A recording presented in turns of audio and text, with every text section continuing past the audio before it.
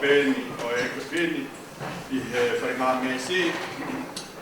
Toea pe me he ipseli honoua a pita tolu o e wahe. Pe te o to o hanga ves pe me ves I kongo fulu ke ves un fuma tolu. Ipseli honoua a pita tolu o e wahe. Pe koe ni ngahi ves e to ke whai me ai haki popo. Whakalotolahi o po koe ni. Ka e hoko mai pe ai aho o e ki o hange ha kai ha a. Aia e mohe ai ai ngahi langi pia moe longoa a. Pia e vela ai ai ngahi whetu o mo vete vete. Pia koe whonua mo ngahi ngāwe o iai e vela osi ai.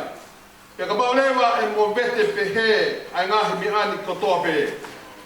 Pia whakauta mua ke anga o ku totonu, ke mo wanga aki, taka he toonga maoni oni, mo lotu mo oni, o mo nofo aki tari ki he hoko mai ai aho o otua, mo whakatoto mai ia.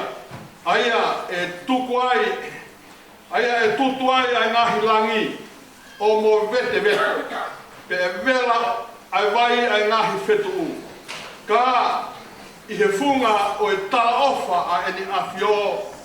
O kutau amanaki ki he ngahi langi fo mo ha whanua fo Aia o nofo anga ai a maoni oni.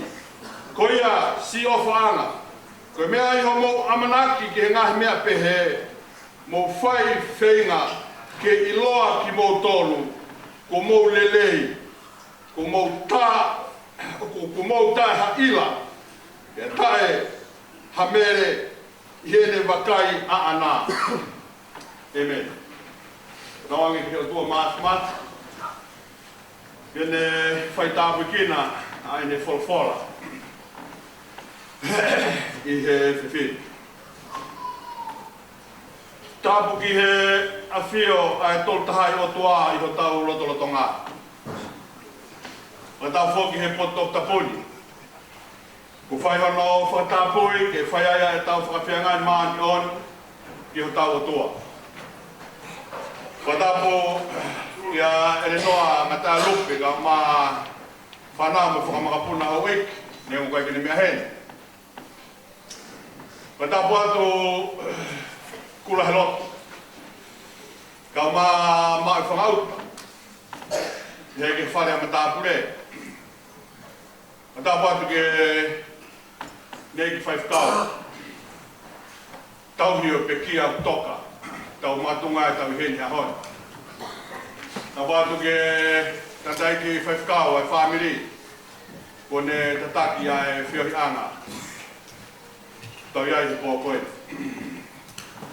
Ta wātu ke ongo tatai ki se tuata. O waine mo nia, pe mona o whamiri. Pea e whakatapu atu ki he siasi. Ta wātu ke ngahi maheni. Whamiri, ka uma whoki, a ki mautolu kotope, a ngahi kaunga me. Oi whamiri, ka uma whoki a peki a. Ko tau whatahata mahi a honi, ke tau whai ai a tata alo, whaka osi, ko hui koe pō mahu inga koe ni. Iai ai whakatau make heni, ki he peki a toka. Mafi, tau tai he kite, paea. Ta wātu ke he whahu. Bea u motoa. Ta wātu ki a sueri ka maa e whakatau ke te. Na bea whoki a e whakatau wātu ki he whamiri ka me kautau tonu. Bea e whakatau wātu manasi. Ka maa siua, ka maa ki motolu katoa bea e whanau. Ko tau whinasi aki. E ui maani oni e o toa. Ko whai ki he tamai whita koe ni. Talata moia te ki tau whai ki toa ka e tāmo koe whainga maari e koe ni ke whamonua e koloa ko obi mo ko he whinei whaifkau ko hui koe whakapa, whakaosi i pō koe ni tau whai ko hui koe ui a toa ko whai mai tamai koe ni na iloa I he no fō ko tau tai me he kipu. O toki lawe I pe ni ai mafi mahino pe na France paia pe a family.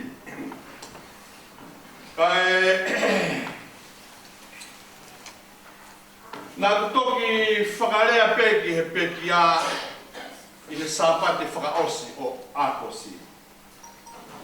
Na nau lawangi o mau katoanga tuku mou i whakataha pe mo e ki kalas maana ne kawai.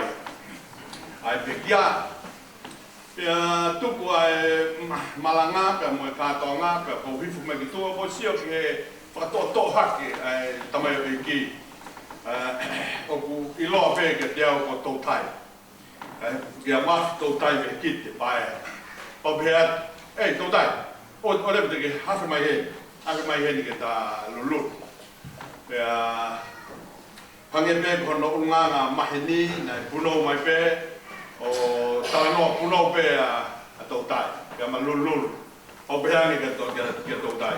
Tautai o ke manatu pe au, talamai tautai iyo. Ko mana tu pe koe hoki talau se mutu lanu kurei. Ho ta ho tu he hala to mua mau apio tai pasi ai ki au ki ako. Ko e tata hiva no valu ono hiva fitu noa o tu pe ko ta ui a soe. Ko ta ui ni mau kaunga api ai pe mo fes tau. Ana ui nunu. Pe ko e tata pe mo ha. Ko maheni angai pe mo e tamai koe.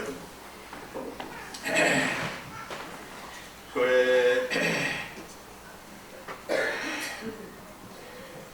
manatu ki ai ko e urunganga pe no tautai he manatu ko ia i he taunai ni mo fu tupula ko hiri ko ni ai pe ke tau e pe asi tautai i he ene mo ui e mo ne whanonga whai. Aia ka ma siwa ko e tamai o eki whakawhotunga no fua o mo tata eki. Urunganga lelei tangata manaka pe whakalongolongo. Ka nane mui pe i he tamai ko eni aia na iloa i mui ko kula he lot si sione vekite ka ma foki a rikomi vekite ko e fae ai vekia pe ko e hoa e fai whakau na whakapaia holo e ngā kolo ko huibe ko e lofu lilei a e ki whaatu sioe te koe ka ma e whakatake te i he ui koe ma e fai whakau o kutai ko ha ki ui si he i whakauhinga ai lotu whai o whamiri o hange koe wholofola o tau hongona te pō koe ko whiribe ai ki wholofola koe ni ua ipseri honoua koe a pita tolu e wahe pe ko tō mai bea ngā hivesi koe ni i he lau wholofola whakaaho pe me wharinga me si. Ko dui ko e wholofola pe ni ko omi he eki pe pehe foki pe mo tautai pe ki te paia he pōni i whaiaki ha whakamawai pe mo ia i se pō koe ni. Pe ko dui o ku ka iai haki whakakaukau te o whotu mua ke whaiaha ki whamaunga o ki pōpou e whewheni e pehea hano whakalea e iai pēa e aho e whaiai aho tāui ne ongo pe ko wheha potu te ta whanonga ai he mamani koe ni he bua pe kalasi o e whanonga koe a tangata ko tangata, ko totaha e whai hono whakamaua, ko hui ko i kai kene tui o tua. Pea moa totaha ko tui o tua, ko hui pe ko ia e whai hano whakamoui. Pea ku pehea e whanonga o ku whai. Pea ko tui ko e nia ai pō ai wholofola, ko omi ai e he tamai o eiki ko e ni pea mo e pore iai ki tau tolu. E iai pea e aho. e whai ai ho ui, pe whai ai ho kui. Pe koe pole e ni o omi he pōko ni mā ki taua. Pe koe whehui, koe hānai a e ta teu ki he ui koe ia. O kutako he tōlahi koe talanoa e pōko ni, koe talanoto ia e apostolo, ko pita. Talanoto e ne nofo he ahoi malope, na whau e talanoa koe ni, a ipseri koe ni, ko tō reka pita. Malope ke tau whitunga fulu tupu, ma tua ne leia pita. Ke omea ia ne tau kei, ka nofo ia ne whakakaukau, koe nofoni o ku whai ki whē. Ka kua pau e ia e aho. E whai ai aho ko ui e he ki. Ka koe nea ne ana wā, whanau. Are you prepared for his call? Ko ke ma teu nai. O me koe e koe pōre omi. E he tamai o eki koe ni he haori ka te tau tō. Ko tau ma teu nai. Ke tare aki ho tau ui. Ia mea aho. O mea he apostolo, fotu mai e ngahi mea lala he tonu koe ni. E ia mea aho e me teki ai aho tau api. Ia mea aho ia e me teki ai api. Vete ho tau teniti. Ia aho ia. Mole ai e langi. Hange koe wholofola. Osi ai ngahi whetu.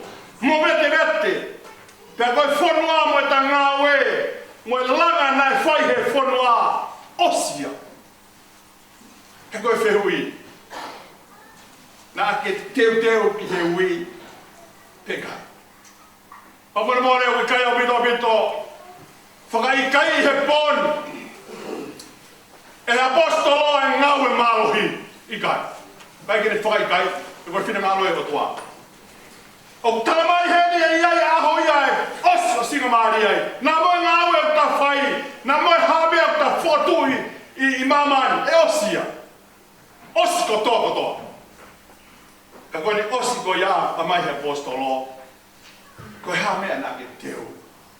Ka pau e osi e koloa nā ke teu i mamai. Ko ke ma teu. Ki he. Ko hea e koloa ko ke teu. Te ki ala moia. Ki api. Mahana koe sabate e ua na tau whanonga mai ai. Talanoa. O e aluke ai ana ne pore ia e tangata koloa ia. Ane pore e tangata koloa ia. Ko whai kotoa mea kotoa sisu. Tange sisu. Alo whatau ko koloa. Tufa ke masiwa. Whainga taki. Whainga taki whakawiniwete. Ka koe wina sisu. Ngau aki ho koloa ki ke tewa. Ha koloa ke hungo ia ki itani. Koe koloa ia o kuhina ke ai a pore ki tau tolo e tō tai he poni. Ko tau ma teu nai. Koe hai koloa ko tau ma teu hei koe tala e apostolo. E osi. A ngahi koloa whakamamani o e ni. Ka koe hanai ai koloa ko ta teu. E ta alu moia ki ta mai api. Pau he whaifkau i he tōnaki na punere mai ai kene o kau kata he malai. Whare no whanga whō o vai ni monia mai whaifkau. Pea ne whai mai ai talanoa ka tiki mātolu. Koe mahalo koe mahina pu hiripe na e whai ai e malaka sāpate. I he sias koe ni koe fofua malanga sāpate e tamai o i koe ni. Pafoki he mea ku maa whanaloto pe, ai ku hongona po pekia o maa whanaloto pe i hopuloto. Ko hui koe hongona mai ko whai ko tai he pe tamai o eikini, ka ni hoko ke tangata malanga e sesi, malanga hoko e tangata e sesi. Ka hune pore i ai. ki tau tolu he mo ui. Manasi ka masiwa. Pepe ke whanau. Koe tukutuku lau mea e tamai koe ni. Nai whakatatau pe. Ki mea nai oanga e ki mana. Ko tui na toi le leange koloa ia siwa ka maa manasi e ki moua. Nani ngawe aunga aki pe he tamai o e koe ni. Pea oangi he otua pe hongo taimi. Ke whai ai. Ano whatongi a. O whakatatau pe ki koloa e otua. Ke whaia ki ai ni teo. Ke api ni teo mai mana. Ko noa o e mea ku tukanga kai apostolo. Ko tau ui a ku tae whakangata. He koia ko ui ke taafa e o tua. Amanaki ki halangi fo ou. Amanaki ki ha whanua fo ou. Amanaki ki ha aptanga o ku mahi o. Monoi aga ki nā tolu ku fō o nau kofu i he tata o e lami. Ke nā mata ia whanua fo ou pe mo langi fo ou. Ai au hinga kai a apostolo he ni. Ai au hinga a apostolo he whakakaukau ko e ni. Ko tau ia. O ki kai ngata pe ho tau ia o tau tolu hei. Ko ui a tangata. Tui o tuamo, maami o ni ko tangata o whalala o tua. O ui o tai whakatangata. Hui mamani, hui ke api ko teo matau tolu. I langi kau whae. Mahina koe ni tau wharonga pe he tari ui. Malo e tari ui whaawofa. Ai talaroto ko tau whai ko tau atua. O kanga. O koe koe ui pēni. Koe pone ongi he tamai o eki koe ni matau tolu he poni. Ko tau ui o ku tai whakakatangata. Koe ui e tangata tui o tai whakakatangata. Hui mamani, hui langi. Koe api, koe amanake anga ia. O loto tau whai ko ha apitanga fu'ou. Ko ha langi o ku fu'ou. Koe moha whanua. Koe whanua fu'ou. Hono tolo mea omi he apostolo. Whai ake tala tuku pia moe tau tala whamawai he pōni pia moe tamai o e koe ni. Pia to koe tau kapasa wholau. O ku tūtai pē he mōni. O hinga e tūtai koe koe kapasa wholau e ni o pina kai apostolo. Oua nā ngalo i a te tauto. Koe whanonga a tau whai. Nea moe auha mea katoa kotoa pē he mamani koe ni. Ka kune pole a tauto koe ni a mea wholau. A tangata kune tauki maani o ni a o tua. A tangata koe a ku tui ki he o tua. E hoko mai a taimi. Hoko mai a taimi e whamaua ki nā tolu kei tui ki o toa. Ka koe tangata nai, nofo aki. Ka moe kapasa wholaua e mo ui. Ko ia ia. E omi ai hano taimi. I he whanua o. Ka moe aptanga maa. Kainga. Ko tala he apostolo. E toi whoki mai ai e ki maa. Whoki mai ai e ki o maa koe ki taua. Ko tala he apostolo he pōni. E ni whakaanaua koe e sio whaki koe ki kāu. Ko hanai a eta teo. Ia taimi e whai mai ai a hota ui. Ko hea ui kai ai, ka bau koia. Ai tala funga ni. Hana e mea ukai ke tā teo ai o whatatau. Pea moe whiema. Pea moe tala humaki omi he apostolo. Ai whinangano koia ai o tua. Tai mai ka enga e tau mo ui o tau mo ui whakawhaita. Peko tui koe anga e tau mo ui ka moe whanonga o tau whanonga ai. Tau whanonga koe ni he whakaosi o e whaita momoko. Ko kamata e tau te watu ke whaita mawhana. Peko tau tewe mea katoa pe whaita mawhana. Ko kamata e tau tokonaki ki ai.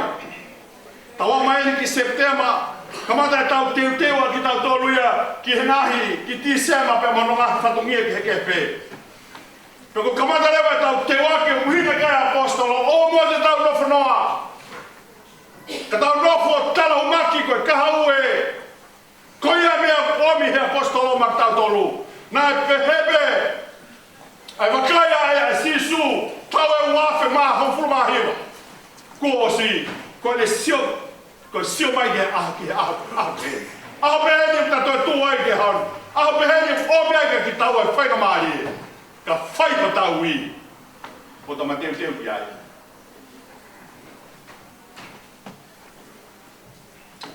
i hono whakalea taha o whanga e kaha o mapure ia ki tau tolu e lolo tongani ka whaia ia e ta whananga e lolo tongani kawaia e kaha o he ta whakakaukau loto ko e nia o kuikai ngata pe i whananga o tau whai e mama ko e ka waia e whakatua merie o e whakatua merie a e whananga ko e whananga o tau whai ko e whananga ia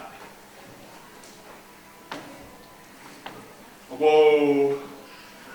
tala mono atu e me whikau ngā mahi whawhonga te whaiwhikau pure e wahenga ngāwe ni ana kutoki lawa mai e whaiwhikau sea whai lotu tuku e mōko ni mahala pēne ilo pē tō tai na mau maheni nuku nuku ke o mai pē mo whaiwhikau sea ke mahala mai e whakamaha mai ka meta mai e tō ni pōn e a ko whaiwhia a pito pita na whainga mai ku te inasi ai i motua tua kita e whai loto e pōko e.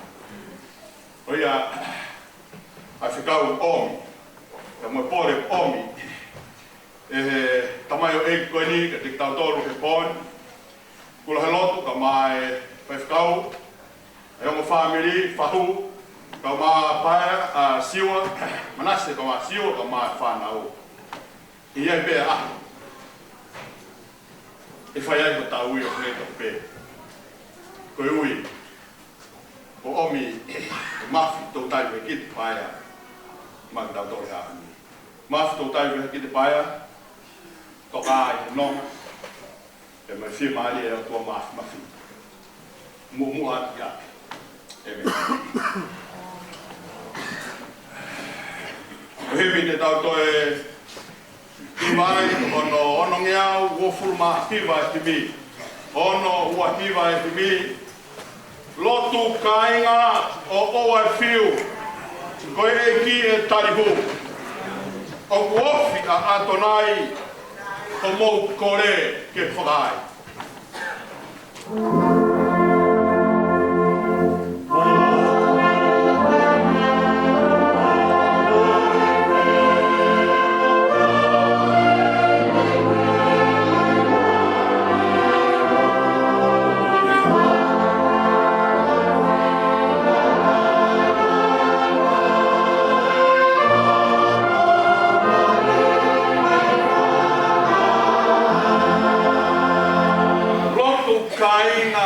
Mea kotoa.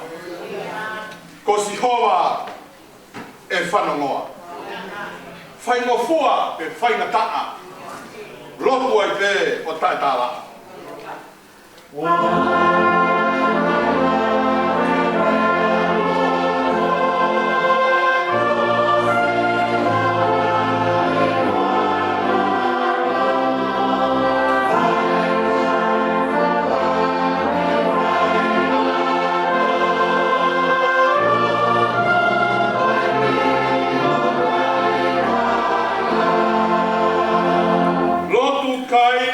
Mamahia, ko mauloto, ko mafasia, ko e ki e tonga ngaki, moto koni hono kakai.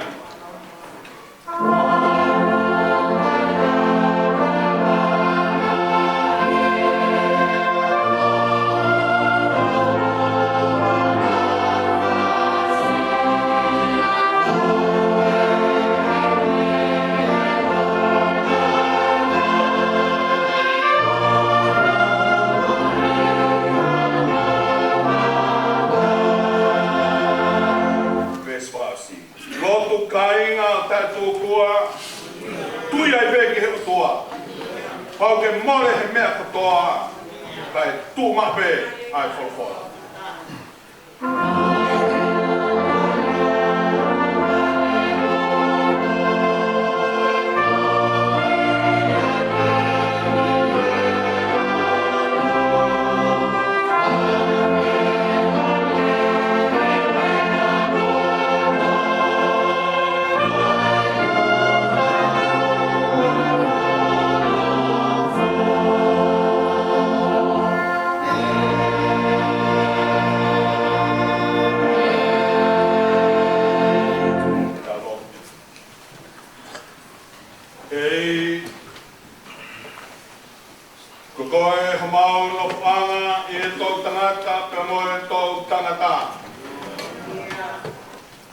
whakatopo e ngahi mo ngā.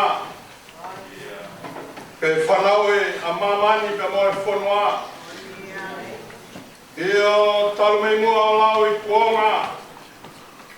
Koe otu abe ai atua. O kuke whakafoki ki he fua e tangata mea vai vai. Ea ke pehe hako o atama foki mai. E koe tau e afi o wakai. O kuhange koe ane afi ene o si. Pea foi wasi I he pouri. O kuke awe ki nā tōru hange Hawaii wha. O kuhange ha mohe o nau kotoa. Pongi unau hange ha mokai musi e. Pongi lanu mata mo tere mawe. E fiafu tūsi hipo pea mai. E o toa maf. Ai a Fiona ko koe ai kamat anga. Ka mai ngata anga o mea koto bere he universi. Ko koe a koe arifu a pe moe omeka. Ko koe a tua nei kai ngauki kana e whatuku mai. Ka ke whau ai universi pe mo mamani. Ka moe whahinga o e tangata. I he foi wholofola pea e Afiona. E whangai e wholofola e Afiona mo e wholofola aku mo ui. Te eki whanau e a mamani, ko loa kari o pe, ai a wholofola. Ka mo e wholofola I o ia e toa. Ko ia hamau whakatu mai anga he mo ui. E ka mauna I kai ai wholofola e Afiona. O kui kai hapotu ia maki mato. Te ka mau e kai ai a Fiona tala he pete ia ke. O kui kai gaha o tua ia. Ke mau puno, ke mau lotu ki ai whahinga kana. O toa mau whawhitai atu he ahu whakakoloa koe. Ko ke ahia ai loto whare o e family.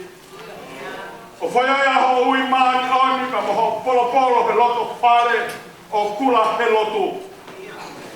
Ka whaiai o toa a tangi lau aitu e loto whare o e siasi. E ku talamai me he pete ia ke, ka mo pete ia ke. Tuku ke mau mamahi mo ki nā tolu mamahi. Ke mau fia whakataha mo ki nā tolu o fia. Io e o toa Ke mau mamahi he koe tō pia me he loto whare. Nei whaiai ai maheni, ke whaiai o toa ai moui whataha, io he koe tamai. Koe huse pāniti, ka koe kui e o toa, ka koe tamai o eikina e tōnunga ki hea Fiona. Tamai e o toa he ngahi I he talanoa, ka koe tamai o eiki ane leie. Tamai eikina e whakalongo pe Tamai o eki nane no tukulo toi mea a Fiona. Ko hui nane ilo pau e o toa, e iai mea e aho pehe. E whai mea e aho o ui. Ni ongo e o toa na I he loto whare me o kula he loto. Loto whare na nau whakapaia o hui ko e loto lelea e a Fiona. Loto whare o toa na nau huki ai api koe o whaikai ai mau whanonga. Ke whakatola. Loto whare o toa. Nga nau whaitai tekipe. Ko hui pe koe ui ai a Fiona. Nā ke whai he loto whare. Ka neonga ko puri atu o toa. A nau tolahi he mo e. Whawhetai o toa ku whetongi tu unga ki nā toa.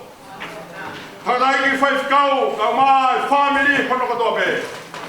A haone o toa mau siomata. Tāpuaki a Fiona, ko ke whakatewa aki ai loto whare koe ni. Ahoni, whaiai aho ui, ke taha o e kau tamai o whamiri. Ke mau tō ai he wheni o toa, ke hiki ai wha maure o he whakata. Whakamalo ke a Fiona, e ai e taimina ki o mea e tamaini. I hoko ho mau whakatokalahi e loko whare o sia si. Nai hongo aia tamai ko ni e o toa. Ke whai aia hono whakatokalahi e loko whare o family. Pea whai aia ane ngāu e tāti teki ki hapi ona. A hoa ni whai a ui maari oni. Ko ho mau le o whawhetai e o toa. Whawhetai e ofa. Whawhetai e mau koloa ma ke mau tō. O kui kai au pita pita te mau pānu pe te mau launga. E ko ho mau le o he pōko e ni ko e whawhetai pe o toa. E kei whamahino pe e ki. Ko hini pe a aho talamai he apostolo. Whai pe mua e mau teu teu. Ia pe aho te ke whaia he awhiana ho mau e. Ia pe aho e toa. Mea na mau teu he mauma koe ni e tuwe mamai. Ka kono poe ki mau tolu he pōko e ni. Tō mua ke mau teu teu ai kloa whakalangi ai awhiana. E whaia ke mau whanonga i taimi. E mau au si ai. Ai tāpoa koe api ko ke alo teu ai mā ki mau tolu. A tua ke mau lotu he pōko e. Tō mua ke komia ia e nonga ke hoe whiamari. Si manase ka maa siwa maa whanau. Kula he ako ka maa e whangari. Tau ke te he pōko e ni me whangatehi nā. Ka behe o tua ke ngāhi whamiri ko toke. Isa kai ngaro ai siasi. O vaine mo ni a e o sieto tā ka maa e siasi. Kuna whai o tua e kawala whakataha ko hui. Na iai ai ahona e whai ai. Ai te tau hiaki ka moho tamai o e ki. Na koe aho eni o tua ko ke whai ai hano veteki o te niti ko eni. Whai ai hano whakatu whao. Whai ai hano langa whao i o tua. He api ko ke teu te wai. Tama ana i loto langina. Pāta mai e. Pōko eni o ma unu no mai ke mau tata al whakao ki o tamai o e ki. O mau loto pe o tua. O mea no ngā ke whamiri. Whahuka o maa o tua ngā whamiri eki. Ka maa e tinei ki whaifkau. E me tewa e whola ki whaiaki e whakamāwai a pōwhakina. E o tua e mau lotu ki hoa koe ni. Whai mai ai ho mau tāwai ki nā.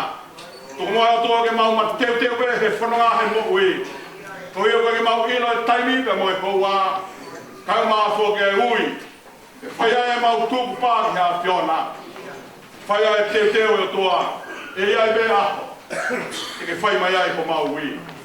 E ke whai tāwe kina mai ai whiohi angana, e api mamahi. E tāwe kina mai ai o toa, pe whakamanu ia mai. Ai whanonga o mau whai. Mau atua aho tāmai o eki. Ko ne tau e tau lelei. Ko ne lamai ai whakapoe e mo ui. I o toa, ko whai ai aho ui maani oni. Ke kei maani oni be aho ui o toa. Whai be aho pure. O laui kuonga pia tangata. Mau toa ki mau tolu he lotu pe mai huo mau whaini. Mau lotu kori koto pia ngai uri ngāti huafa sisu Christ ko alo. Kāku mau whakamohui. Amen.